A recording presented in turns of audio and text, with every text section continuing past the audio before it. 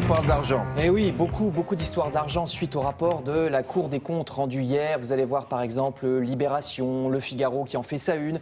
20 minutes qui montrent, vous voyez, le président de la Cour des comptes, Didier Migaud. Il y a plein de dérives sur lesquelles tout le monde est d'accord. Des musées vides, des logiciels qui ne marchent pas et qui coûtent au pouvoir public des centaines de millions. Mais certains journaux commencent à contester ces rapports de la Cour des comptes. C'est nouveau.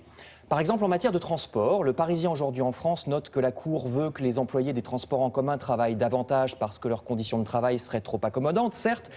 Mais la Cour demande aussi une augmentation des tarifs des transports, ce qui risque déjà de moins plaire aux usagers. Et le journal L'Humanité va beaucoup plus loin. Il critique, vous voyez, la Cour des comptes quand elle prône la fermeture des petites lignes intercités, lignes ferroviaires qui parfois ne sont pas rentables. Et elle prône le remplacement de ces trains par des autocars.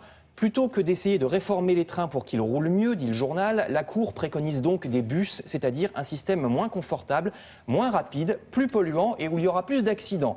Ce serait le TGV pour les riches et l'autocar pour les pauvres, des départements ruraux qui deviendraient un peu plus des déserts. C'est en tout cas ce que dénonce, vous le voyez, l'Humanité. Autre histoire qui montre que l'argent ne va pas forcément là où sont les vrais besoins. Grand reportage sur le SAMU social dans plusieurs journaux. Ici, vous allez voir, c'est dans le Parisien.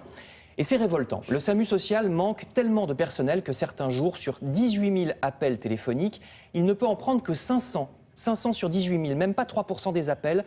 Les employés font ce qu'ils peuvent. En moyenne, ils ont seulement 6 minutes pour trouver une solution aux gens qui appellent et qui dorment dans la rue, imaginez avec ce froid.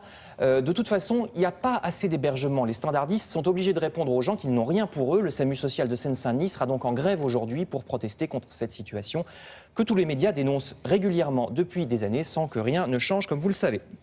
À l'autre bout de l'échelle sociale, une affaire étonnante. Libération rapporte les propos de Pierre Berger, le président et actionnaire du journal Le Monde, qui a critiqué son propre journal. Le Monde, vous le savez, dénonce les exilés fiscaux qui cachent leur argent en Suisse. Eh bien, Pierre Berger trouve que ce n'est pas bien, que c'est de la délation.